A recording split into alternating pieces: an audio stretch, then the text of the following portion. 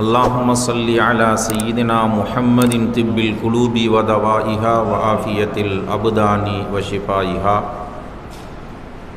ونور الأبصار وضيائها وعلى آله وأصحابه وأتباعه وأهل بيته أجمعين.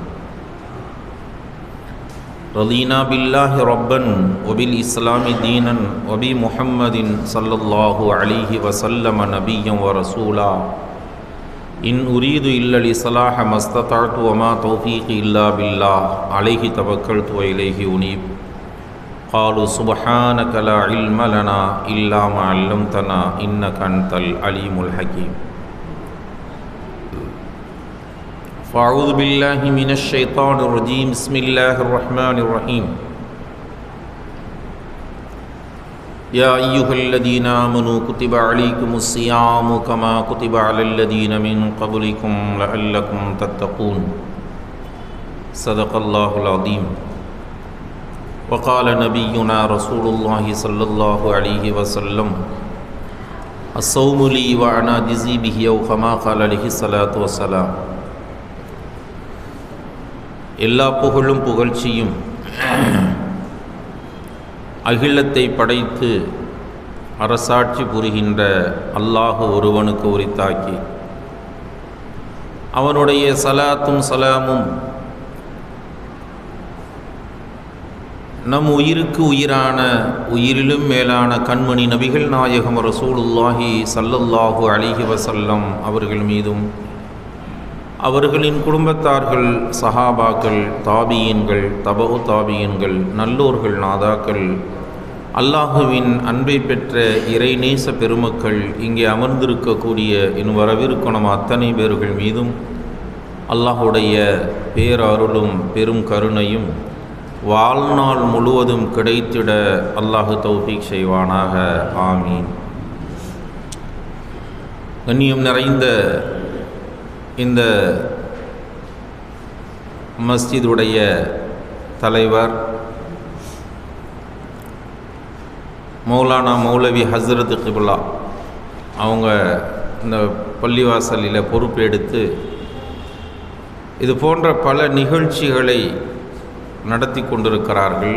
அவர்களுக்கு இணையாக துணையாக உதவியாக பள்ளியின் நிர்வாகிகள் எல்லாமே பெரும்பகுதி அறிஞர் பெருமக்கள், படித்தவர்கள், இன்னும் சொல்ல போனால் இளமை துடிப்போடு உள்ள இளைஞர்கள்.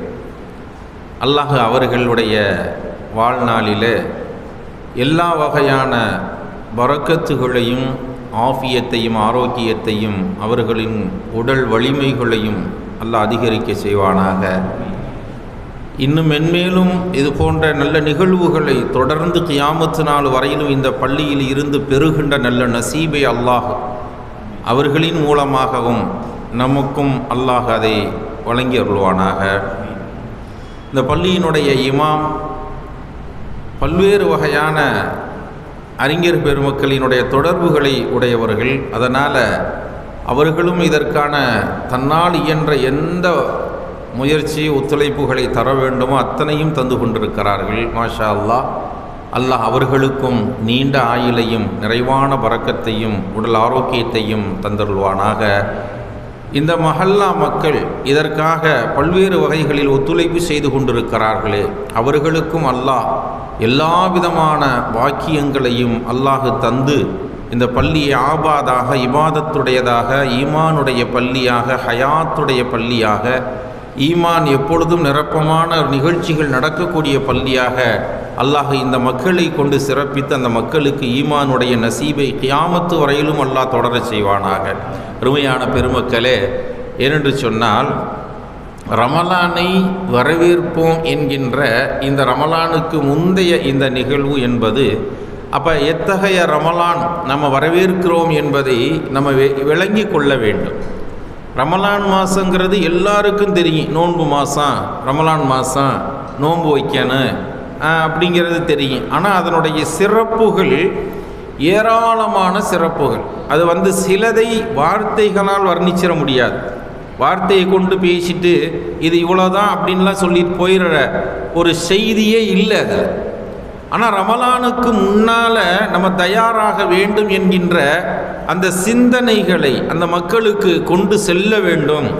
அப்போ ரமலானுக்காக நாம் என்ன தயாரித்திருக்கிறோம்? ரஜபில் இருந்து ஷாபானில் இருந்து இமாமுடைய ஒவ்வொரு பள்ளியின் இமாம்களுடைய அந்த அல்லாஹும்ம பாரிக் லனா ஃபீ ரஜப வ ஷாபான்ங்கிற அந்த துவா ஓதப்பட்டு கொண்டே இருக்கிறது. எதனால்? 2 மாதங்களிலும் பரக்கத்து செய்துவிட்டு ரப்பே ரமலானை பெறுகின்ற பாக்கியத்தை தந்துரு அப்படிங்கிறது.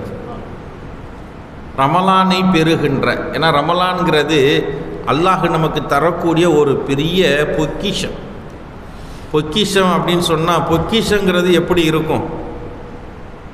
அதுக்கு விலை கிடையாது, நிர்ணயம் கிடையாது, இவ்வளோதாங்கிற மதிப்பை நம்மளால் சொல்ல முடியாது. ஆனால் அதை கண்ணியப்படுத்தணும். அந்த கண்ணியப்படுத்தணும். நம்மளுக்கு சூழ்நிலைகள் நிறைய இருக்கலாம். நம்முடைய சூழ்நிலைகள், மனிதன் இன்றைய கால சூழ்நிலைகளில் ரொம்ப மோசமான சூழ்நிலைகளை நாம் பார்த்து கொண்டு வருகிறோம். அப்படி ஒரு சூழ்நிலையில் இன்றைக்கி இருக்கிறோம். அல்லாஹ் பாதுகாக்கணும் இந்த சமுதாய மக்களை, ஈமானையும். ஏனென்று சொன்னால், அந்த ரமலான் மாதம் எப்படி அதை கண்ணியப்படுத்தணும் அப்படின்னா, நாம் எந்த சூழ்நிலையில் இருந்தாலும் நாம் இருப்பது ரமலானில் என்ற அந்த சிந்தனை நம்மிடத்தில் இருக்கும். வரக்கூடிய ரமலான், அதில் நான் என்னவாக இருக்கிறேன், எப்படி இருக்கிறேன்? ஒவ்வொரு மனிதர்களும் தன்னை பரிசுத்தப்படுத்துவதற்குத்தான் ரமலான், பாவத்தில் இருந்து வெளியேறுவதற்காகத்தான் ரமலான், அல்லாஹுடைய தொடர்பை ஏற்படுத்துவதற்கு பெயர்தான் ரமலான், அல்லாஹுடைய நெருக்கத்தை பெற்று தருவதற்கு பெயர்தான் ரமலான். இது மாதிரி இல்லாமல் அல்லாஹுவிடத்திலே நேரடியாக கூலியையும் பெறுவதற்கு பெயர்தான் ரமலான். நம்ம எத்தனை நோன்பு வச்சுருப்போங்க. ஒவ்வொருத்தவங்களும் அவங்கவுங்க வாழ்நாளையில் சின்ன வயசுலேருந்து தன்னுடைய தகுதிக்கு தகுந்தாப்புல விவரம் தெரிஞ்சதுலேருந்து நோன்பு வச்சுக்கிட்டே இருக்கோம். ஒரு குறிப்பிட்ட காலங்களிலே, சில கட்டங்களிலே சிலர்களால் நோன்பு வைக்க இயலாத சூழ்நிலைகள் உடல் ரீதியாக சோதிக்கப்படுகிறோம். அது ஒரு பக்கம் இருந்தாலும் அதற்கான சட்டங்களை எல்லாம் நம்ம தெரிஞ்சுக்கிறணும். எனக்கு உடம்பு சரியில்லை, நான் நோன்பு வைக்கலை அப்படின்னு சொல்லிட்டு போயிடுறது இல்லை. அது சொல்லக்கூட கூடாதுங்கிறாங்க பெருமக்கள். எனக்கு உடம்பு சரியில்லை அதனால் நான் நோன்பு வைக்கலை, இதை கூட நீங்கள் சொல்லாதீங்க. நோன்பாளி மாதிரியே வாங்க, நோன்பாளி மாதிரியே பேசுங்க, நோன்பாளி மாதிரியே போங்க. தொழுகமா முடியாது? தொழுகைக்கு வாங்க, நோன்பாளி மாதிரியே இருங்க. நோன்பாளினா என்ன அர்த்தம்? அதிகமாக மௌனமாக இருப்பவர் தான் நோன்பாளி. வளவலண்டு பேசுகிறவன் நோன்பாளி இல்லை. நோன்பு வச்சுக்கிறவங்க வளவலண்டு பேச மாட்டாங்க, தேவைக்கு மட்டும் பேசுவார்கள், தேவை அல்லாத பேச்சுக்கள் பேச மாட்டார்கள். ஏன்னா நாவை பாதுகாத்தால் நோன்பை பாதுகாக்கலாம். ஹசரத் இப்போ அதான பேசிட்டு போனாங்க. நம்முடைய பள்ளி இமாமு சொல்லிட்டு போன வார்த்தை என்ன? அந்த சஹாபி சொர்க்கவாசி என்று பெயர் வாங்கியதனுடைய காரணம் என்ன? யாரை பற்றியும் எந்த செய்தியையும் பேசவும் மாட்டார், யார் பேசினாலும் கேட்கவும் மாட்டார். இப்போ நம்ம அப்படி சொல்லுவோம் தெரியுமா? நான்லாம் இன்னும் யாரை பற்றிலாம் நான் பேசவே மாட்டேங்க, அவர் பேசுகிறார் என்னமோ அதை கேட்டுட்டு வந்துக்கிட்டு இருக்கேன். நீ கேட்குறதும் ஒன்று தான், பேசுகிறதும் ஒன்று தாங்கிறது இன்னும் அவருக்கு விளங்கலை. ஒருவரை பற்றி புறம் பேசினால் பேசுபவருக்கும் என்ன குற்றமோ அதை கேட்பவரும் அதை சார்ந்தவர் தான், மாற்றமே இல்லை. எங்க அடுத்தால பற்றி நமக்கு அப்படின்னு அவர் போயிட்டாருன்னு வைங்க, அவர் பேசியிருப்பாரா? அவரை பேச விட்டு வேடிக்கை பார்த்துட்டு நான் பேசவே இல்லைன்னு போயிடுவார் இவர். இது சொர்க்கத்தை பெற்று தராது. அந்த சஹாபாக்களுடைய இது ஹசரத் சொன்ன மாதிரி ரமலானை வரவேற்கிறோம்டா, ரமலானுக்கு தயாராகிறோம்டா, இப்போவே துணியெலாம் எடுத்து ரெடியாக வச்சுக்கிட்டு பெருநாளைக்கு இப்போவே கறிக்கெல்லாம் ஆர்டர் கொடுத்துட்டு எனக்கு இந்த அன்னைக்கு கறி கொண்டாந்து தந்துருப்பா, இதை கொண்டாந்து தந்துருப்பான்னு எல்லாத்தையும் இப்போவே ஃபோனில் சொல்லி ரெடி பண்ணி வச்சுக்கிட்டு நம்ம பாட்டு பள்ளியாசல் உட்காந்துருக்கிற பேர் இல்லை வரவேற்கிற ரமலானை. ரமலானுக்கு தயாராகுவது என்றால் பெரும்பகுதியான வெளியில் செல்லக்கூடிய வேலைகளை தவிர்த்து விட்டு முன்கூட்டியே முடித்திருப்பது. அதே மாதிரி அந்த நிகழ்ச்சிகள் அது இதுன்னு போக வேண்டியது, ரமலான் நோன்பை வைத்து கொண்டு கஷ்டப்படுத்துவது, இது எல்லாம் இல்லாமல் இருப்பது. அதே போன்று ரமலானிலே நம்ம வந்து யாரிடத்திலும் கொடுக்கல் வாங்கல் சம்பந்தமாக அந்த நேரங்களில் பேசுவது இல்லாமல் ஆகுவது, இது எல்லாத்தையும் விட்டுட்டு நான் நோன்பு வைத்தால் நோன்புடைய காலங்களிலே ஒன்று நோன்பு இருந்து தொழுவேன், அல்லது குர்ஆன் ஓதுவேன், அல்லது தூங்கிடுவேன். எல்லாமே சலாமத்தான விஷயம். முடிச்சுக்கிட்டே இருந்தால் மட்டும்தானே நமக்கு பிரச்சனையே. அதனால் அல்லாஹ் நம்மை பார்த்து நோன்புக்கு எப்படி கூப்பிட்றான்னு பாருங்களேன். சின்ன பிள்ளைக்கு நம்ம சின்ன பிள்ளைய தாய் எப்படி சொல்லுவா, எப்பா இது மட்டும் சாப்பிட்ருப்பா, இதை மட்டும் சாப்பிடுப்பா, கெஞ்சி கெஞ்சி அப்படி சின்ன குழந்தைய எப்படி சொல்லி சொல்லி சாப்பிடுவா. உன் அண்ணனுக்கும் கொடுக்குறேன் பாரு, இந்த பாரு கொடுக்குறேன் பாரு, அண்ணனுக்கும் கொடுத்துருக்கிறேன் பாரு, உன் பெரிய அக்காவுக்கு அதுதானே கொடுத்தேன் பாரு, இப்படி சொல்லி சொல்லி சின்ன பிள்ளைக்கு எப்படி கொடுத்து அந்த குழந்தையின் பசியை போக்குவதற்கு தாய் பாடுபடுவாளோ, அது மாதிரி அல்லாஹ் சொல்லுகிறான், யா அய்யுஹல்லதீன ஆமனு, ஈமான் கொண்ட மக்களே, ஈமான் கொண்ட மக்களே, குத்திப அலைக்குமுஸ் சியாம், நான் உங்களுக்கு மட்டும் நோன்பை கடமையாக்கலப்பா, கமா குத்திப அலல்லதீன மின் கபுலிக்கும், யார் உங்களுக்கு முன்னாலே உள்ளவங்களுக்கு நான் நோன்பை கடமை ஆக்கியிருக்கிறேன், அவங்களும் நோன்பு வச்சாங்க, அவங்களுக்கு அந்த கடமை இருந்துச்சு. இதில் என்ன விஷயம், உங்களுக்கு ஏன் நான் நோன்பை கடமை ஆக்குனேன், லஅல்லக்கும் தத்தகூன், நீங்கள் இறையச்சம் உடையவராக மாறணும், நீங்கள் தக்குவா உடையவராக மாறணும். நோன்பு வச்சா தக்குவா வரணும், நம்ம கோபம் வரக்கூடாது. நோன்புல தான் அதிகமாக கோபம் வரும். பசியாக அரிக்கிறவனுக்கு கோபம் கொஞ்சம் கூட வரும். என்ன, ஆனால் அந்த பசி அந்த காலத்தில் இருந்தவங்களுடைய பசி வேறு. இப்போலாம் எந்தங்க பசியாக யாருங்க இருக்கிறாங்க? அப்போல்லாம் அவங்க வந்து ரொம்ப கம்மியான உணவுகள் கிடைச்ச காலம். சஹருக்கு கிடைச்சது, இஃப்தாருக்கு கிடைக்கிற கொஞ்சம் கம்மியாக கிடைக்கும்.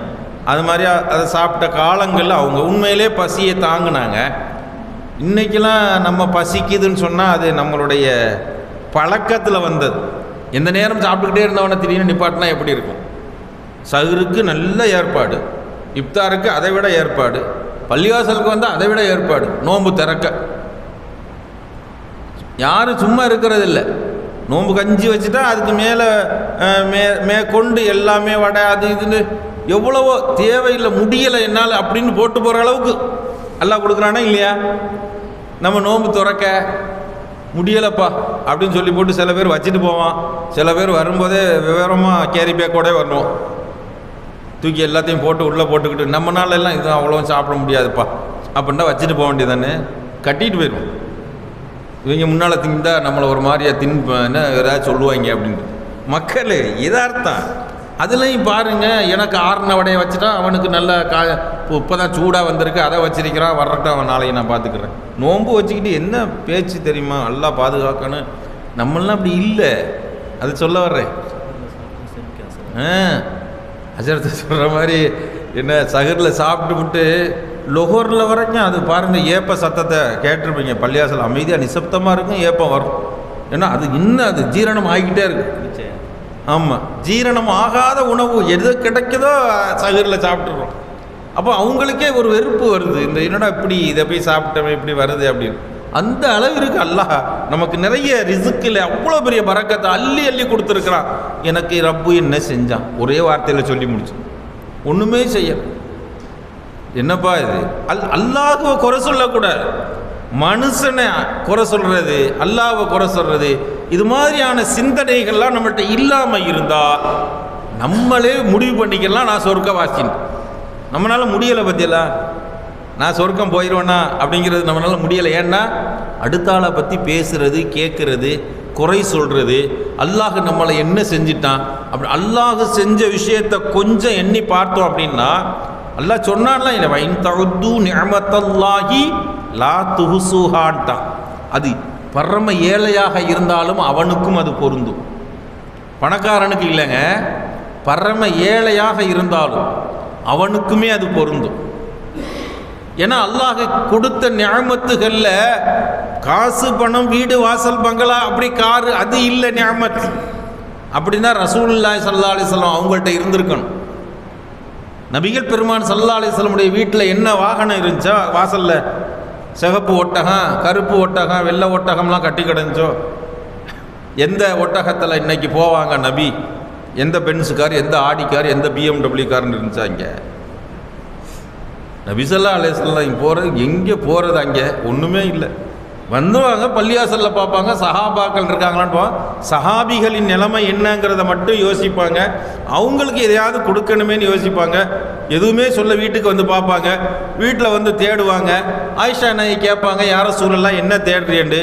இல்லை ஏதாவது ஒரு பேரிச்சம்பழம், ஏதாவது தேன், இந்த மாதிரி ஏதாவது கிடக்கா பார்க்குறேன். சஹாபாக்கள் சில பேர் பள்ளியில் படுத்திருக்காங்க, ஒருவேளை உணவு இல்லாமல் படுத்திருப்பாங்களோ என்னமோ தெரியலை, இருந்தால் கொண்டே கொடுக்கலாமே அப்படின்னு. உங்களுக்கே இங்கே ஒன்றும் இல்லையே அப்படிமா ஆயிஷா நாயகி, உங்களுக்கே இங்கே ஒன்றும் இல்லையே, நீங்கள் சஹாபாக்களுக்கு இங்கே தேடுறீல அப்படின்னு கேட்பாங்க.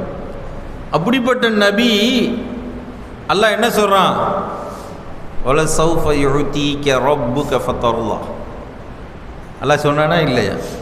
நபிகள் பெருமான் ஸல்லல்லாஹு அலைஹி வஸல்லம் அவர்களுக்கு அல்லாஹ் ஏகப்பட்ட உலகத்தை கையில் கொடுத்தான். ஒன்று கையில் வச்சிருந்தது, எதுவுமே இல்லை அவங்கள்ட்ட.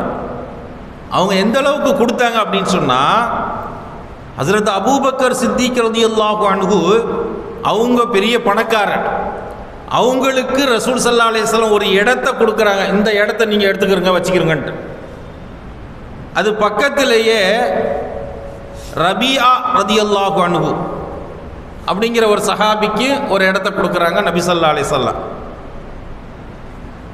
அந்த ரபியா ரலியல்லாஹுடைய இடமும் அபூபக்கர் சித்திக் நாயகத்தினுடைய இடமும் ஏறத்தாழ ஒரே இடத்துல இருந்து ரெண்டா பிரியுது. அப்போ அங்களுக்குலாம் நபிகள் ஸல்லல்லாஹு அலைஹி வஸல்லம் ஒரு பேரிச்ச மரம் ஒன்று நின்றுச்சு. அந்த இடத்துக்கு, அந்த மரத்துக்கு பின்னால் நின்று கையை காமிச்சு சொன்னாங்க, அபூபக்கரே இந்த இடம் உங்களுக்கு அப்படின்ட்டாங்க. ரபியாவுக்கு சொன்னாங்க, இதுலேருந்து உங்களுக்கு அப்படின்னாங்க. நபி ஸல்லல்லாஹு அலைஹி வஸல்லம் கொடுத்துட்டு போயிட்டாங்க. நபி அவர்களுக்கு அங்கே ஒன்றும் இல்லை, எல்லாம் இங்கே தானம் கிடைச்சது வந்தது எல்லாமே அப்படியே கொடுத்துடுறவங்க நபிகள் ஸல்லல்லாஹு அலைஹி வஸல்லம். அவங்கள மாதிரி ஒரு கொடை வள்ளல் உலகத்தில் யாரையுமே நீங்கள் காட்ட முடியாது, யாரையும் காட்ட முடியாது. நம்மெல்லாம் என்ன செய்வோம்? நமக்கு தேவையானது எல்லாம் எடுத்து வச்சுக்கிட்டு நோம்புல பாருங்களேன், ஒவ்வொரு வீட்லேயும் சேலையும் சட்டையும் வேட்டியும் வெளியே வரும் பாருங்கள். போன வருஷம் வாங்கி அடுக்கி வச்சது பூரா இந்த வருஷம் ஜக்காத்தில் தள்ளணும். கேட்டால் ஜக்காத்தான். அதெல்லாம் புதுசை வாங்கி உள்ளே வைக்க இடம் இல்லை பீரோவில், அதை வெளியே தள்ளுறதுக்கு ஜக்காத்துன்னு பேர் வச்சுக்கிறாங்க. அப்படியே வர்ற மக்களுக்கெல்லாம் வாரி வாரி கொடுப்பாங்க பழசு. இதை அல்லாவே நேசிக்க மாட்டான். நம்ம கொஞ்சமாவது அதை பற்றி யோசிக்கணும் இல்லையா? அல்லாஹ் சொல்கிறது லன் தனாருல் பிர்ர ஹத்தா துன்ஃபிகு. அல்லாஹ்வை எப்போ அடைய முடியும்? மிம்மா துஹிப்புன், நீ எதை விரும்புவாயோ அதை நீ எனக்காக நீ கொடுத்தால் தான் அதுதான் உண்மை. நம்ம அப்படி இல்லை, நம்ம எதை விருப்பமோ அதை தூக்கி கொடுக்குறோம். இந்த அல்லாஹ்வுக்காக வச்சுக்க. எப்படி அல்லாஹ் எப்படி கொடுப்பான் அப்புறம் நமக்கு? ஆனால் அப்பவும் கொடுக்குறான் பாருங்க. அவன் அப்பவும் நல்லா தான் கொடுக்குறான், இது மாதிரி கொடுக்கல. என்னன்னா, நீ வா மோனே, நீ மேலே வா, உனக்கு ஒரு டைம் வச்சிருக்கிறல்ல, நீ வா, அப்போ பேசிக்கிறோம். நபிகள் ஸல்லல்லாஹு அலைஹி வஸல்லம் அவர்கள் எல்லாவற்றையும் கொடுப்பார்கள். ஏழை இல்லை, பணக்காரன் இல்லை, எல்லாருக்கும் கொடுப்பாங்க. அபூபக்கர் சித்திக் நாயகத்துக்கு கொடுத்தாங்க, ரபியாவுக்கும் கொடுத்தாங்க. இதில் பெருமான் ஸல்லல்லாஹு அலைஹி வஸல்லம் கொடுத்துட்டு போன பிறகு அபூபக்கர் சித்திக் ரலியல்லாஹு சொன்னாங்க, இந்த பேரிச்சம்பழம் என் இடத்துல உள்ளது அப்படின்ட்டாங்க. ரபியா சொன்னார், இல்லையே என் இடத்துல இல்லை சாயுது, அது இங்கிட்டு தான் வரும் அப்படின்னு. ரெண்டு பேருக்கும் ஒரு சின்ன தர்க்கம் ஏற்படுது, இட பிரச்சனை அங்கே ஆரம்பிச்சிச்சு. அபூபக்கர் சித்திக் நாயகம் கோவப்பட்டு ஒரு வார்த்தையை சொன்னாங்க. சொன்ன உடனே ரபியா மனசு கொஞ்சம் வருத்தம் ஏற்பட்டுச்சு. உடனே நீங்கள்லாம் இந்த மாதிரி சொல்லலாமா அப்படின்ட்டு அபூபக்கரை பார்த்து ரபியா கேட்டார். கொஞ்சம் மனசு கஷ்டம் ஆயிடுச்சு அபூபக்கர் நாயகத்துக்கு. இப்போ அவங்க சொன்னாங்க, ரபியா அவங்க அஸ்லம் வர்க்கத்தை சார்ந்தவர்கள், ரபியத்துல் அஸ்லமி. அந்த கூட்டத்தில் சில பேர் வந்து லேசாக என்ன ஏதுன்னு கேட்காம அப்படியே ஏற்றி விட்டாங்க. என்ன அபூபக்கர் உங்களை திட்டினாராமே? ஒருத்தர் வந்து, என்ன அபூபக்கர் வந்து உங்களை ஏதோ போட்டு அடித்து பிரட்டிட்டாராமே? ஒன்று ஒன்றா மாறும் இல்லையா பேச்சு? என்ன ஏதுன்னு கேட்காம சில பேர் வந்து என்ன செய்வாங்க, சண்டைக்கு வந்துடுவாங்க. நியாயம் எந்த பக்கம் இருக்கு? எது ஒன்றும் விசாரணை கிடையாது. மொத்தத்தில் நம்மளை சார்ந்த ஒருவர் அவரை இன்னொருத்தர் ஏதோ பேசியிருக்காரு அப்படின்னா என்னன்னு விசாரிக்கிறது இல்லை, உடனே படை எடுத்துட்டு கச்சலை கட்டிட்டு தூக்கிட்டு வந்துடுறது. இது எப்படி ஆளுக்கு ஆள் ஒரு வார்த்தை விட்டுரு. இப்போ நாங்கள் வந்துட்டோம், கையை வச்சு பாரு பார்ப்போம், இப்போ பேசினியாம பேசி பாரு பார்ப்போம் அப்படின்னா எத்தனை பேருக்கு மத்தியில் இந்த பிரச்சனை என்ன நடந்துச்சு ஏதுன்னு கேட்குறது. அஸ்லம் வர்க்கத்தை சார்ந்த சில பேர்கள் அப்படித்தான் வந்து ரபியாட்ட கேட்குறாங்க, என்ன இந்த மாதிரி அபூபக்கர் உங்களை பேசினா. உடனே ரபியா அவர் அப்படியே என்ன செஞ்சுட்டாரு, அழ ஆரம்பிச்சிட்டார். அபூபக்கர் நாயகம் என்ன இப்படி சொன்னாங்கன்னு உங்களுக்கு யாருங்க சொன்னது? அபூபக்கர் நாயகத்துக்கும் எனக்கும் ஒரு சின்ன தர்க்கம் ஏற்பட்டுச்சு. அதில் வந்து அவங்க ஒரு வார்த்தை கோபமாக பேசினாங்க, நான் கொஞ்சம் வருத்தப்பட்டேன். ஆனால் வருத்தப்பட்டதுக்கு அபூபக்கர் நாயகம் சொன்ன வார்த்தை என்ன தெரியுமா, ரபியா நான் என்ன வார்த்தையை சொன்னோன்னு அதை எனக்கு திருப்பி சொல்லணும்ட்டேன். அபூபக்கர் நாயகம் கேட்குறாங்க, எனக்கு திருப்பி நீங்கள் சொல்லணும் அப்படின்ட்டு. நான் எப்படி சொல்லுவேன்? ஹஸரத் அபூபக்கர் சித்திக் ரலியல்லாஹு எத்தனை பெரிய அந்தஸ்திற்குரியவர்கள் தெரியுமா? நபிகள் ஸல்லல்லாஹு அலைஹி வஸல்லம் அவர்களுக்கு உலகத்திலேயே பிடித்த மனிதர்களிலே முதன்மையானவர் ஹஸரத் அபூபக்கர் சித்திக் நாயகம்.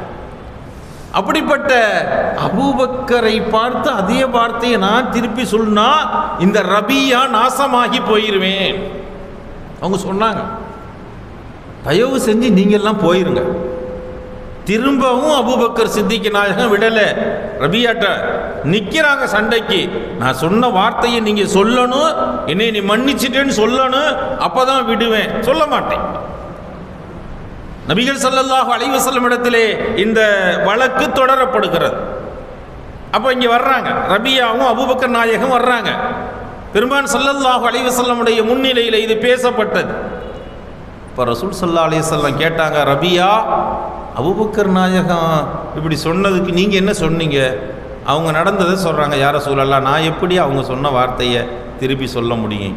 அபூபக்கர் நாயகம் சொல்கிறான், யார் ரசூலல்லாஹ், நான் வந்து ரபியா இந்த மாதிரி சொன்னதுக்கு அவர் என்னை மன்னிக்கலை, இது திருப்பி அவர் வார்த்தை எனக்கு சொல்லலைண்டா என்னை அல்லாஹ் வெறுத்துருவான். அவங்க சொன்ன வார்த்தை அல்லாஹ் வெறுத்துருவான். ஏன் தெரியுமா? ஒரு மனிதனுக்கு கோபம் என்பது வந்துச்சின்னு சொன்னால் அது ஷைத்தானின் பண்புகள். அது எனக்கு அந்த நேரத்தில் வந்துருச்சு, ஷைத்தானுடைய பண்பு வந்துருச்சு. ஷைத்தானின் பண்பு வந்தால் அல்லாஹ் நம்மை வெறுத்துருவான். அதனால் அவர் வந்து அந்த வார்த்தையை திருப்பி சொன்ன நான் வந்து அதை ஏற்றுக்கிறேன். உடனே நபிகள் ஸல்லல்லாஹு அலைஹி வஸல்லம் அவர்கள் சொன்னார்கள், ரபியா நீங்கள் அபூபக்கரை மன்னிச்சிட்டேன்னு மட்டும் சொல்லுங்க. அதைத்தான் யார் ரசூலுல்லாஹ் நான் அப்பையிலேருந்து சொல்லிக்கிட்டு இருக்கேன். இல்லை என் முன்னாடி சொல்லுங்கன்ட்டாங்க. ரபியா ரலியல்லாஹு அன்ஹு சொல்லிட்டாங்க, அபூபக்கர் சித்திக் நாயகத்தை நான் மனப்பூர்வமாக மன்னிச்சிட்டேன், அவங்க மேலே எந்த குற்றமும் நான் சொல்ல வரலை அப்படின்னு சொல்லிட்டு அவங்க எல்லாமே அந்த இடத்துல ஒத்துக்கிட்டாங்க. அதுக்கு அடுத்து சொன்னாங்க, ரபியாவை பெருமான் ஸல்லல்லாஹு அலைஹி வஸல்லம் சொன்னதாக இன்னொரு ரிவாயத்து, நீங்கள் மட்டும் அபூபக்கர் அப்படி ஒரு வார்த்தையை திருப்பி சொல்லியிருந்தீங்கன்னா அல்லாஹ் கோவப்பட்டிருப்பாங்க, அல்லாஹ் கோவப்பட்டிருப்பான். ஏன்னா உலகத்திலேயே முதலில் என்னை ஏற்றுக்கொண்ட ஈமான்தாரி ஹஸரத் அபூபக்கர் சித்திக் ரலியல்லாஹு, சொர்க்கத்தின் எந்த வாசல் வழியாகவும் வரலாங்கிற ஒரு அனுமதி பெற்றவர்களும் அபூபக்கர் நாயகம் தான். அப்படிப்பட்ட அபூபக்கர் நாயகத்தில் ஒரு கோபம் வராது, அவங்க சாந்தமானவங்க, ரொம்ப சாந்தமான. உமர் ரலியல்லாஹு சொல்லுங்க, அது வேறு மாதிரி. அவங்களுக்கு சாந்தங்கிறது என்னன்னு தெரியாது, ஆனால் அது ரோஷம். அந்த ரோஷத்தை அல்லாஹ் நேசிக்கிறான். அவங்களுடைய ரோஷம் இருக்கு இல்லையா, அதை அல்லாஹ் நேசிப்பான். அதனால் அபூபக்கர் சித்திக் ரலியல்லாஹு அன்ஹு அவர்களுக்கு நபிகள் பெருமான் ஸல்லல்லாஹு அலைஹி வஸல்லம் அவர்கள் இப்படி அவங்க செல்வந்தராக இருந்தாலும் வாரி வாரி கொடுக்கிறார்கள் என்றால் நீங்கள் என்ன செய்யுங்க, ஒரு மனிதனை அது தரம் பார்ப்பது நம்முடைய பொறுப்பு இல்லை. அவர் ஏழை பணக்காரர் சாதாரண மனிதர், அவர் படித்தவர் படிக்காதவர், பண்பாளர் சாதாரண ஒரு பட்டதாரி இல்லை, ஒன்றுமில்லை, எது ஒன்றும் கிடையாது. மனிதனை அடிமைகளாக பார்ப்பது அல்லாஹ், வித்தியாசம் கிடையாது. இதில் நம்ம வந்து ரமலான் மாதத்தில் இந்த வித்தியாசங்களை சில இடங்களிலே காட்டுகிறார். அது வந்து தவறான விஷயம். ரமலான் என்பது எல்லோரையும் நேசிக்க வேண்டும். எல்லோரும் நோன்பாளிகள், எல்லோரும் சமமானவர்கள். அவர்களின் நோன்புக்கு தரம் இருக்கிறது. ஒவ்வொரு ஆளுக்கு ஒரு தரம் இருக்கிறது. யாருடைய நோன்பு காலையில் இருந்து அவர் நாவை பேணியவராக, அல்லாஹுவை அதிகம் திக்ரு செய்தவராக, அல்லாஹுவின் குர்ஆனை அதிகம் ஓதியவராக, அல்லாஹுடைய வழிகளில் தன்னால் சம்பாதிக்கப்பட்ட பொருளாதாரத்தில் எதையாவது செலவு செய்தவராக இருப்பாரையானால், நோன்பின் கடைசி நேரத்திலே ரப்பிடத்திலே உட்கார்ந்து கையேந்தி அவர் துஆ செய்யக்கூடிய அந்த நிலையை அவர் பெற்றுக்கொள்வாரையானால், அந்த நேரத்தை வீணடித்து விடாமல் பயனுள்ளதாக மாற்றுவாரையானால், அவருடைய நோன்பின் அந்தஸ்து வேற. காலையில் இருந்து நம்ம போக வேண்டிய இடத்துக்கு போய் பேச வேண்டியதை பேசி, சண்டை போட வேண்டிய ஆள்கிட்ட சண்டை போட்டு, கத்த வேண்டியதை கத்தி, சிரிக்க வேண்டியதை சிரித்து, குர்ஆன் ஓதாமல், திலாவத்து இல்லை, திக்ரு இல்லை, தொழுகைக்கு மட்டும் வந்தோம், சலாம் கொடுத்த உடனே இமாம் துவா ஓதிட்டு இருக்கும்போதே காணா போயிட்டு ஒரே ஓட்டம், எங்கே போகிறாருன்னு தெரியல, அப்படியே போயிடுறது. அப்போ இப்படியெல்லாம் தம்முடைய இதை பண்ணிக்கிட்டு நோன்பு வச்சிருக்கிறேன், தொழுவுனேன், நோன்பு திறக்க வந்திருக்கிறேன், வந்த இடத்துல உட்காந்துக்கிட்டு அங்கே எட்டி பார்க்கறது, இங்கே எட்டி பார்க்கறது, அவன் கடை பெருசு, இவன் எங்கேப்பா வாங்கினா, இது எந்த கடை, இந்த கடை இது நல்லா இருக்குமா, உலகம் நல்லா இருக்காது, இதெல்லாம் பேசுகிற இடமாங்க அது. இன்னும் நம்மள்கிட்ட நிறைய பேர் இருக்கிறாங்க. அந்த இடத்துல உட்காந்துக்கிட்டு எதை பேசணும், இது பேசலாமா? ஏங்க, நபிகள் ஸல்லல்லாஹு அலைஹி வஸல்லம் அவர்கள் சொன்னார்கள், நோன்பாளிக்கு 2 சந்தோஷம் இருக்கிறது. ஒன்று நோன்பு திறக்கும் நேரம், இன்னொன்று ரப்பை சந்திக்கும் நேரம். 2ஐயும் சேர்த்து சொல்லியிருக்காங்க. அப்படின்னா அது எத்தனை பாக்கியமான ஒரு நேரங்கிறத நோன்பாளி விளங்கணும். அதைத்தான் சொல்றான். நோன்பாளிகளுக்கு உரிய சிறப்பை சொன்னார்கள். ஏன்னா அல்லாஹ் சொல்றான், அஸ்ஸௌமுலி, நபிகள் ஸல்லல்லாஹு அலைஹி வஸல்லம் சொன்ன வார்த்தை அஸ்ஸௌமுலி. அல்லாஹ் சொல்லுகிறான், நோன்பு எனக்கு உரியது, யாருக்கும் வைக்க முடியாது. நீங்கள் என்கிட்ட சொல்லலாம் நான் நோன்பு அப்படின்ட்டு, நீங்கள் நோன்பு இல்லையான்னு அல்லாஹ்வுக்கு தானே தெரியும். நான் நோன்பு இல்லையான்னு அல்லாஹ்வுக்கு தானே தெரியும். உலகத்தில் எதை வேணாலும் தொழுகையை காட்டிடலாம், எல்லாத்தையும் காட்டிடலாம். நோன்பை காட்ட முடியுமா யாருக்காவது? முடியாது. ஏன்னா நான் வச்சிருக்கிற நோன்பு எனக்கும் என் ரப்புக்குமான, யார்ட்டையும் காட்ட முடியாது. அப்படிப்பட்ட அந்த நோன்பை அல்லாஹ் சொல்லுகிறான், அஸ்ஸௌமுலி, நோன்பு எனக்கு உரியது, வ அன அஜிஸி பிஹி, அதன் கூலியை நானே தருகிறேங்கிறான். மற்றதுக்கெல்லாம் இருக்குது, எல்லாத்துக்கும் சொர்க்கம் இருக்குது, அந்தஸ்து இருக்குது, அது இருக்குது. நோன்புக்கு கூலிங்கிறது எதுவுமே கிடையாது. ரப்பு சொல்கிறான், நானே என் கூலியை நானே தர்றேன், நானே கூலியாக மாறுகிறேன் என்ற வார்த்தையும் சொல்வார்கள். அல்லாஹுடைய பொருத்தம் அப்படியே கிடைக்கும். ரிலா. அப்படிப்பட்ட நோன்பாளிகள் நோன்பை எப்படி கண்ணியப்படுத்தணும், பாதுகாக்கணும். நோன்பு காலம் வருகிறது என்று சொன்னால் நம்ம என்ன தயாராகணும்?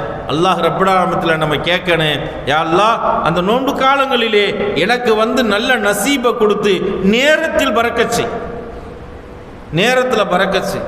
பெரிய விஷயம். ஆனால் நம்ம ஆளுக்கு ஒன்றுமே இல்லை, உட்காந்துக்கிட்டே இருக்கோம், அப்படியே ஒன்றுமே வேலை இல்லை, உட்காந்துருக்குறோம், ஓதலை, என்ன செய்யலைன்னா எப்படி தாங்க நோன்பு வச்சா மட்டும் நேரமே போக மாட்டேங்குது அப்படின்னு. அதில் பரக்கத்துங்கிறத விட்டுருவாங்க, நேரமே போக மாட்டேங்குது. நோன்பு திறந்த உடனே கடன்னு நோன்பு போயிடுது, அதுக்கடுத்து தராவி வந்துடுது, அதுக்கடுத்து அடுத்த சகுரு வந்துடுதுங்க. எப்படின்னு தெரியல, எப்படி மனிதன் யோசிக்கிறான். அப்போ நோன்பு காலங்களில் அல்லாஹுடைய பரக்கத்து நமக்கு வேணும். பரக்கத்துன்னா அது என்ன பரக்கத்து? நேரத்தில் பரக்கத்து, ரிசுக்கில் பரக்கத்து, உடல் ஆரோக்கியத்தில் பரக்கத்து, நம்மளுடைய ஈமானில் பரக்கத்து, சலாமத்து அமைதி வேணும், சக்கீனத்து வேணும், இது எல்லாமே வேணும். படபடப்பு இருக்கக்கூடாது. சில பேர் படபடன்னு எதுக்கு? அது அந்த படபடப்பு, கோபம், இது எல்லாத்தையுமே கட்டுப்படுத்துறதுக்கு பேர் தாங்க நோன்பு. ஒருத்தன் பசியாக இருக்கான்னா அவனுக்கு எல்லாமே கட்டுப்படும். பசியை உணரணும். நோன்புனா பசியை உணரணும். அதை உணர்ந்தோம் அப்படின்னு சொன்னால் நமக்கு எல்லாமே ஓகே, கரெக்டாகிடும். அல்லாஹ் ரப்புல் ஆலமீன் தந்திருக்கக்கூடிய அந்த ரமலான் மாதம் நமக்கு ஒரு பெரிய பாக்கியம். நம்ம தர்மம் செய்யணும் அதிகமாக. நோன்பு மாதத்தில் நபிகள் ஸல்லல்லாஹு அலைஹி வஸல்லம் அவர்கள் சொன்னார்கள், கம்மின் சாயிமின் லைஸலஹு மின் சியாமிஹி. சில நோன்பாளிகளை பெருமானார் ஸல்லல்லாஹு அலைஹி வஸல்லம் சொல்கிறாங்க, கம்மின் சாயிமின், எத்தனையோ நோன்பாளிகள், லைசலகு மின் சியாமிஹி, அவர்களுடைய நோன்பில் எந்த பிரயோஜனமும் இருக்காது, இல்லல் அத்ஷ வல் ஜூ, பசித்திருந்தது தாகித்திருந்தது இரண்டையும் தவிர வேற எந்த பிரயோஜனமும் இருக்காது. அப்படின்னா என்ன? அவர் நோன்பை வச்சுக்கிட்டு சாதா காலத்தில் மாதிரியே இருப்பார். புறம் பேசுறது, அடுத்தாளை பற்றி கொஞ்சம் குறைவாக நினைப்பது, இதெல்லாம் நம்மள்கிட்ட வந்துடவே கூடாது. யாரும் உயர்ந்தவர் தாழ்ந்தவர் என்ற எண்ணம் நம்முடைய உள்ளத்தில் இருந்து இதாகிடக்கூடாது. நம்மளை விட மேலானவர்கள் தான் எல்லாருமே அப்படிங்கிற நினப்பு வரணும். அதான் தவாலு. மன் தவாதா ரஃபஅஹுல்லா, அல்லாஹ் யார் பணிவோடு இருக்கிறார்களோ அவர்களை அல்லாஹ் உயர்த்திடுவான். மன் தகப்பர வலாஹுல்லா, பெருமை அடிப்பவனை கவித்திருவான். யோசிக்கணும். இப்போ அதனால் நோன்பு வச்சிக்கிறவங்களுக்கு எத்தனையோ நோன்பாளிகள் இந்த மாதிரியான விஷயத்தினால தனது நோன்பை பறிகொடுத்து விடுகிறார்கள். ஏங்க இந்த பசியாக இருந்து என்ன செய்ய? அல்லாஹ் பாதுகாக்கணும். கம்மின் சாயிமின் லைசலகு மின் சியாமிங்கிற அந்த வார்த்தையை நபி ஸல்லல்லாஹு அலைஹி வஸல்லம் சொன்ன அந்த வார்த்தை ஒவ்வொருத்தரும் யோசிக்கணும். இப்படி நோன்பு வச்சு ஒன்றுமில்லாத பிரயோஜனம் இல்லாமல் எதுக்காக இந்த நோன்பு வைக்கிறோம்? அல்லாஹ்வை அடையணும், தக்வா ஏற்படணும். இதுதானே. இதில் ஏற்படலை, நான் யார், எனக்கு என்ன, என்னுடைய இது என்ன, இந்த சிந்தனையெல்லாம் கலட்டி வீசிட்டு அடிமை என்ற உணர்வோடு நோன்பு வைக்க முடிஞ்சா வைங்க. அல்லாஹ்வுக்கு தேவையே இல்லை இல்லைன்னா. நபிகள் பெருமானார் ஸல்லல்லாஹு அலைஹி வஸல்லம் நோன்பை வீணடிப்பவர்களை பார்த்து நிறைய எச்சரிக்கை பதிவுகளை தந்திருப்பார்கள். கண்ணியமான பெருமக்களே, ரமலான் மாதம் அல்லாஹ்விடத்தில் அதிகம் எதிர்பார்க்கப்படுகின்ற மாதம். மனிதர்களிடத்தில் இருந்து திலாவத்தில் குர்ஆன், ஷஹ்ரு ரமலான் அல்லதி உன்சில ஃபீஹில் குர்ஆன், அல்லாஹ் சொன்னது இந்த மாதம் எப்படி தெரியுமா? குர்ஆன் அருளப்பட்ட மாதம் என்று சொல்கிறானே, அந்த குர்ஆனை அதிகமாக நாம் ஓத வேண்டும். அதே போன்று தான தர்மங்கள் அதிகமாக செய்ய வேண்டும். ரமலான் மாதத்தை கண்ணியப்படுத்த வேண்டும்.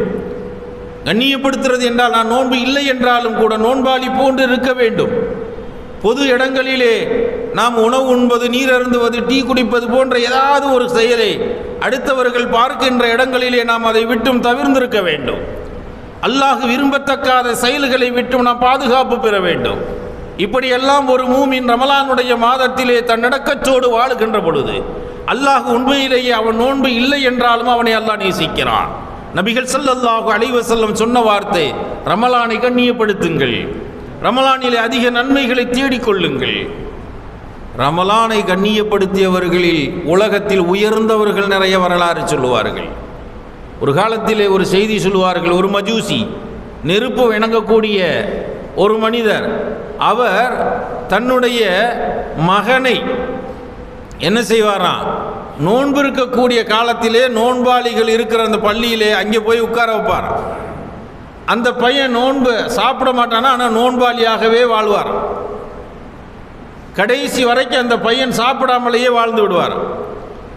அதே போன்று ஒவ்வொரு வருடமும் அந்த பையனுடைய பழக்கத்தை அவர் என்ன செய்வார், நோன்பாளிகளை போன்றே மாற்றி கொண்டு வந்திருக்கிறார். ஆனால் அவர் ஈமானை ஏற்கவில்லை, ஆனால் ரொம்ப நேசித்திருக்கிறார். இஸ்லாமியர்கள் வைக்கக்கூடிய இந்த நோன்பு எத்தனை பெரிய பாக்கியமான ஒரு விஷயம் அப்படின்னு சொல்லி நேசித்திருக்கிறார். நோன்பை கண்ணியப்படுத்தி இருக்கிறார். தானும் அந்த காலத்திலே பொது இடங்களில் எதையும் அவர் சாப்பிடுவது கிடையாது. ரமலானை அவர் கண்ணியப்படுத்தினார். கடைசியிலே அவர் சக்கராத்தினுடைய மௌத்து நெருங்குற நேரத்திலே அவர் இருக்கிற பொழுது அல்லாஹ் ரப்புல் ஆலமீன் அவருடைய ரூஹை வாங்க மலக்குகளை அனுப்புகின்ற பொழுது அல்லாஹ் சொல்லுகிறான், அந்த அடியானை என்ன செய்யுங்க, நல்ல நிலையில் ரூஹை பெறுங்கள்ன்றான். நல்ல நிலையில் அவருடைய ரூஹை எடுங்கண்ணா. அப்போ மலக்கு கேட்குறாங்க, யா அல்லாஹ் நல்ல நிலை என்றால் என்ன? அவனுக்கு ஈமானை கொடுத்து கலிமாவை வர வச்சு ரூஹை எடுங்கண்ணா. ஒரு மஜூசி நெருப்பு வணங்கி அவர் ரமலான் மாசத்தை கண்ணியப்படுத்தினார். முஸ்லிம்கள் நோன்பு இருக்கிற காலம், நாம் எதையும் வெளியில் சாப்பிடக்கூடாது. முஸ்லிம்கள் நோன்பு இருக்கிற காலம். அவர்களுக்கு முன்னால் நாம் எதையும் உண்ணக்கூடாது, பருகக்கூடாது, கண்ணிய குறைச்சலாக நடக்கக்கூடாது, எதுவும் வாதம் பேசக்கூடாது, அவர்களிடத்தில் சண்டையிடக்கூடாது என்கின்ற கண்ணியத்தை பேணிய ஒரு நெருப்பு வணங்கியான மஜூசிக்கு அல்லாஹ் கொடுத்த மாபெரும் பரிசு கிஃப்ட் என்ன தெரியுமா? அவருடைய சக்கராத்திலே கலிமாவை சொல்ல வச்சு முஸ்லிமாக மரணிக்க வைத்தான். அவர் சொர்க்கவாசியாக மாறி போனார். எதனால் கிடச்சிச்சு? நோன்பை கண்ணியப்படுத்தியதினால் கிடச்சிது. யோசிக்க முடியாது நம்மள. நோன்பு காலங்களிலே நோன்பை கண்ணியப்படுத்துவது எத்தனை பெரிய பாக்கியமான விஷயம்.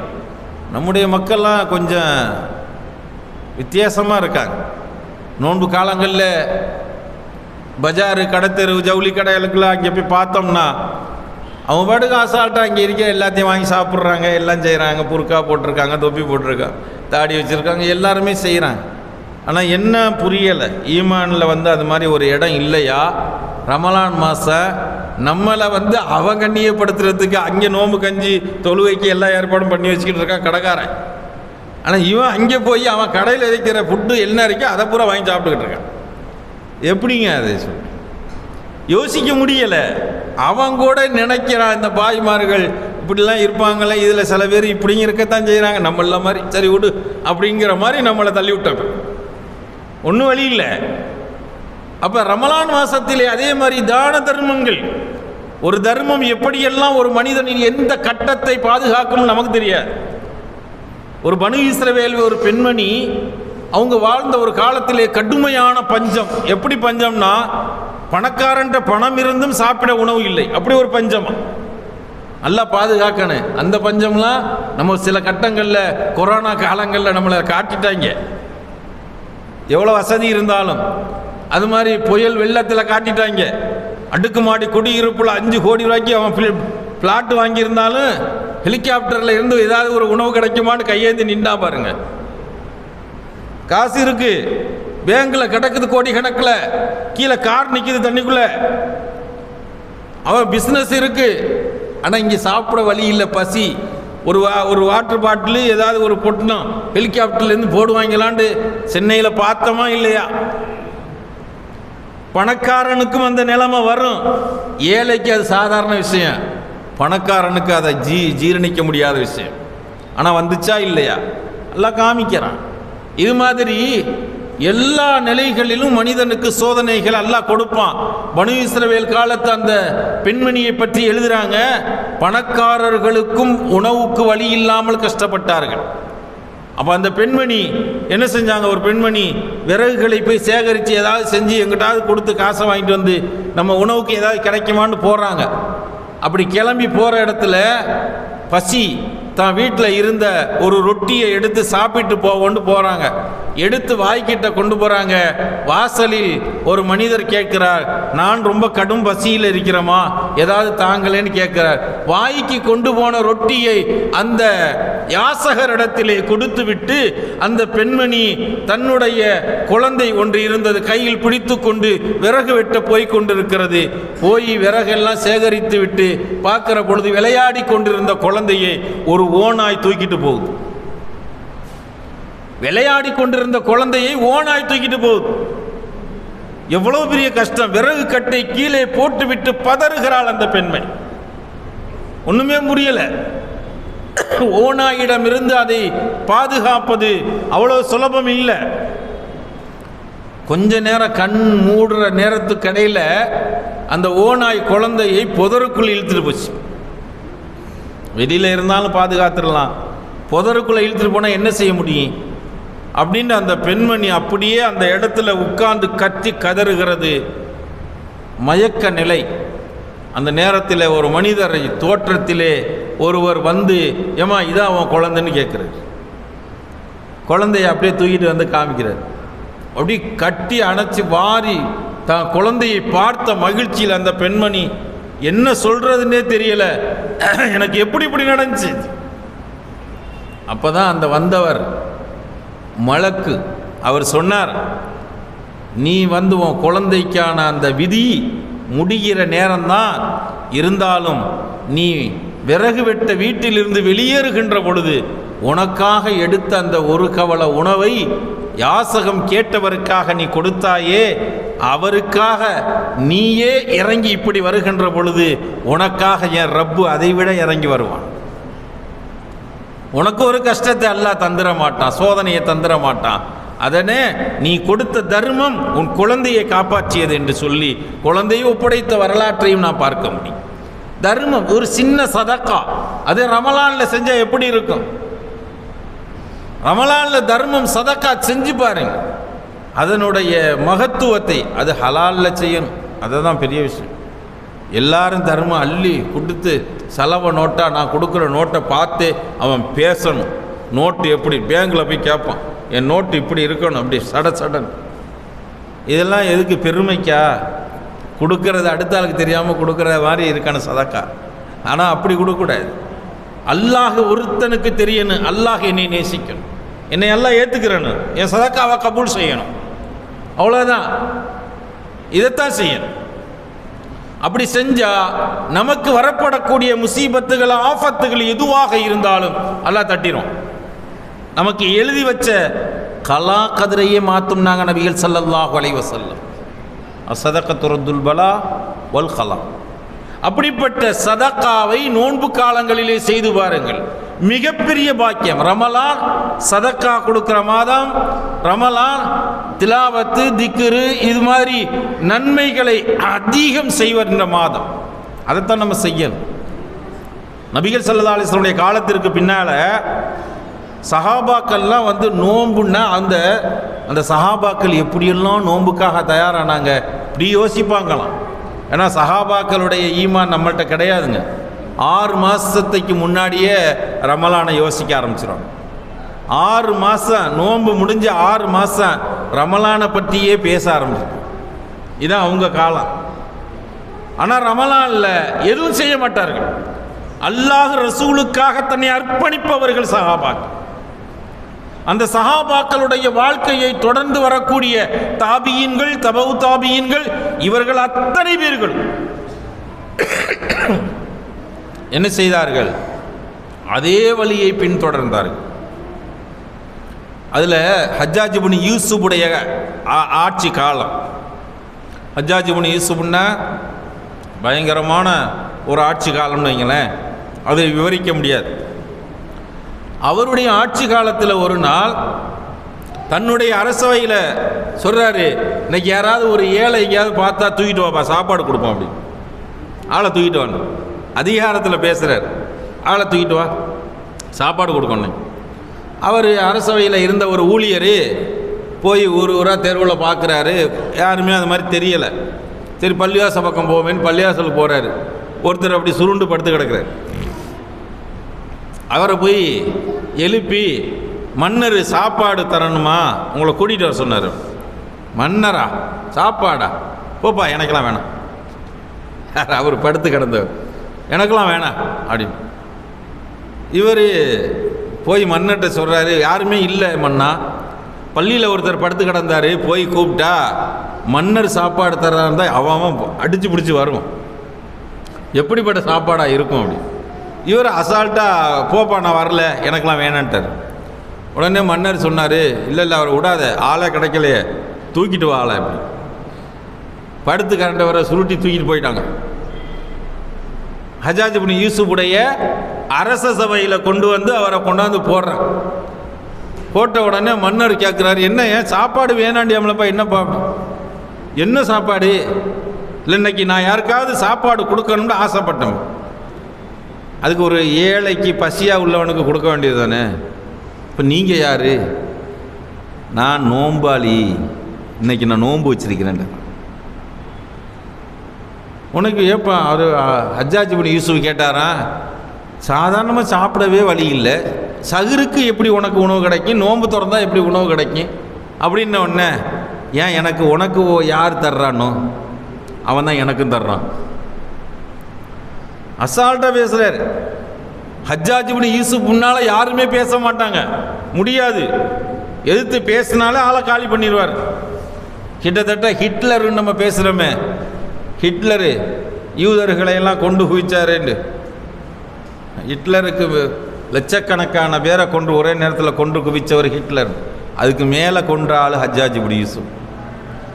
சஹாபாக்களை கூட விட்டு வைக்கல, எதிர்த்த சஹாபாக்களையும் விட்டு வைக்கல, அந்த மாதிரி ஒரு ஆள்.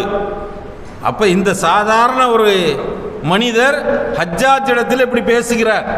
உனக்கு யார் உணவு கொடுத்தாரோ அவர் தான் எனக்கு உணவு கொடுப்பார், உன் உணவு எனக்கு தேவையில்லை போடும். அப்போ அந்த நோன்பினுடைய மாண்பை ஹஜ்ஜாஜுக்கு விளக்குகிறார். நோன்புங்கிறது நீ உன்னுடைய தடல் புடலான உணவுகளின் தயாரிப்பில் இல்லை, என் ரப்படின் பொருத்தத்தில் இருக்கிறதுங்கிறார். நம்மளும் அதுதான் யோசிக்கணும். அல்லாஹுடைய பொருத்தம் இருந்துச்சின்னு சொன்னால் நம்ம உண்ணக்கூடிய உணவு சாதாரணமாக இருந்தாலும் சாக்கத்தை சக்தியை அது நமக்கு கண்டிப்பாக தரும். நம்ம இதையெல்லாம் சாப்பிட்டு நோன்பு இருந்தால் நம்மெல்லாம் எங்கே அப்படிங்கிற அந்த சிந்தனைக்கே வரக்கூடாது. அப்போ உலகத்தில் இருக்கக்கூடிய மனிதர்கள் எல்லாம் அல்லாஹுவை அடைவதற்கான வழி நோன்பு, அதை விட ஒரு உயர்ந்த வழி இல்லைங்க. நோன்புங்கிறது நம்ம சொல்கிறோமா இல்லையா, நான் வச்சுக்கிறது எனக்கு தெரியும், நீங்கள் வச்சுக்கிறது உங்களுக்கு தெரியும். இதை ரகசியமானது, ரப்புக்கும் நமக்குமானது, யாருக்கும் வெளிப்படுத்த முடியாது. அப்படிப்பட்ட அந்த நோன்புக்கான கூலியை அல்லாஹ்விடத்திலே பெற்றுக்கொள்கின்ற நல்ல நசீபு வேணும் என்றால் நோன்பை கண்ணியப்படுத்தணும், பாதுகாக்கணும். ரமலானில் நம்முடைய நாவை பேணணும், ரொம்ப முக்கியம். ரமலானில் நாவை பேணணும். யாரிடத்திலும் அதிக பேச்சுகள் இருக்கக்கூடாது, அதிகமாக பேசுவது இருக்கக்கூடாது. அப்போ சஹாபாக்கள் இடத்திலேயே நிறைய சில விஷயங்கள் பேசப்பட்டது சம்பந்தமாக. ஒரு கட்டத்திலே அருமைநாயகம் ஸல்லல்லாஹு அலைஹி வஸல்லமுக்கு முன்னால சொன்னாங்க, ஜிப்ரீல் என்னிடத்திலே வந்தார் என்று சொல்லிவிட்டு சொர்க்கம் சிலரை நேசிக்குது என்று சொன்னார்கள். நம்மளாம் சொர்க்கத்தை அடையணும் அப்படின்ட்டு எவ்வளோ கஷ்டப்படுறோம். ஆனால் நபி ஸல்லல்லாஹு அலைஹி வஸல்லம் சொன்னாங்க, சொர்க்கம் சிலரை நேசிக்குது அப்படின்னா பெரிய பாக்கியமாச்சங்க. அப்படின்னு சொல்லும் பொழுது ஹஸரத் அபூபக்கர் சித்திக் நாயகம், உமர் நாயகம், உஸ்மான் நாயகம் இவங்கெல்லாம் சேர்ந்து பேசுகிறாங்க, யார சொல்லலாம். அது அப்படி யாராக இருக்கும், அவங்க அந்தஸ்துலாம் வேற, அவங்க அந்தஸ்தில் போய் அதை சொல்ல முடியாது, அது வேற விஷயம். ஆனால் அலி ரலியல்லாஹு கேட்குறாங்க, யார சொல்லலாம், அதில் நானும் ஒரு ஆளாக இருந்தால் சொல்லுங்களேன் அப்படின்னு. அப்போ தான் வெளிப்படுத்துகிறாங்க நபி ஸல்லல்லாஹு அலைஹி வஸல்லம், அலியே நீ அதில் ஒரு ஆள் தான் அப்படின்னா. அலி ரலியல்லாஹுவை சொர்க்கம் நேசிக்கிறது. இப்போ வேற யார் அப்படின்ற உடனே அம்மார் இப்னு யாசிர் ரலியல்லாஹு அன்ஹு, அவர்களை சொர்க்கம் நேசிக்குது. அவங்க தியாகத்தை எல்லாம் நீங்கள் வரலாறை பிரித்து பார்த்தா தான் தெரியும். அடுத்து வேற யார், சல்மான் ஃபார்சி ரலியல்லாஹு அன்ஹு. இவங்க 3 பேரை சொர்க்கம் நேசிக்குதுன்னு நாங்கள் நபி ஸல்லல்லாஹு அலைஹி வஸல்லம். வேற யாரையெல்லாம் நேசிக்க அப்படின்னு கேட்குற பொழுது அப்பொழுது நபிகள் ஸல்லல்லாஹு அலைஹி வஸல்லம் சொன்னார்கள், நோன்பாளிகளையும் சொர்க்கம் நேசிக்கும் அப்படின்னு. காரணம், நோன்பாளிகளுக்கு மற்ற எல்லாத்துக்கும் சொர்க்கம் இருக்குதா இல்லையாங்க? ஜன்னத்துல் ஃபிர்தௌஸ், ஜன்னத்துல் நயீம், ஜன்னத்துல் ஆலா, ஜன்னத்துல் மர்வா, அப்புறம் இந்த சிதறத்தில் முந்து நிறைய மக்காதி சிதுக்கு என்ன நிறைய சொர்க்கங்கள் இருக்க, 8 சொர்க்கம். ஆனால் ரையான் என்ற ஒரு சொர்க்கம் இருக்கா இல்லையா? கேள்விப்பட்டிருக்கோமா? அது 8 சொர்க்கத்தில் இல்லை, ஜன்னத்துல் ஃபிர்தௌஸுக்கு உள்ளேயே ரையான்ற ஒரு சொர்க்கம் இருக்கு. நோன்பாளிகளுக்காக தயாரிக்கப்பட்டது, நோன்பாளிகளுக்கு அந்த சொர்க்கம் உண்டு. அப்படிப்பட்ட அந்த ரையான் என்ற சொர்க்கத்தை அடைய வேண்டும் என்றால், அல்லாஹ்வின் பொருத்தத்தை பெற்றுக்கொள்ள வேண்டும் என்றால் நம்முடைய நோன்பு எப்படியாக இருக்க வேண்டும்? அல்லாஹுவுக்காக மாத்திரம் இருக்க வேண்டும். அதிலே நாவுகள் பேணப்பட வேண்டும், புறம் பேசுவது, அதை கேட்பது, தவறான சிந்தனைகள், பார்வைகள் இவைகளை விட்டு விலகுவது, குர்ஆனை அதிகமாக ஓதுவது, திக்ர் திலாவத்துகளில் ஈடுபடுவது. அந்த ரமலான் மாசத்தில் 3ஆக நமக்கு பிரித்து தந்திருக்கிறார்களே, அதன் பயன்படுத்தி கொள்வது, அதிகமாக தௌபா தேடுவது.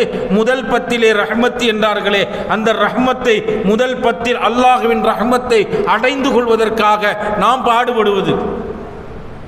2வது மக்ஃபிரத் என்றார்களே, அந்த மக்ஃபிரத்தை பெறுவதற்காக பாவ மன்னிப்பை அதிகமாக்குவது.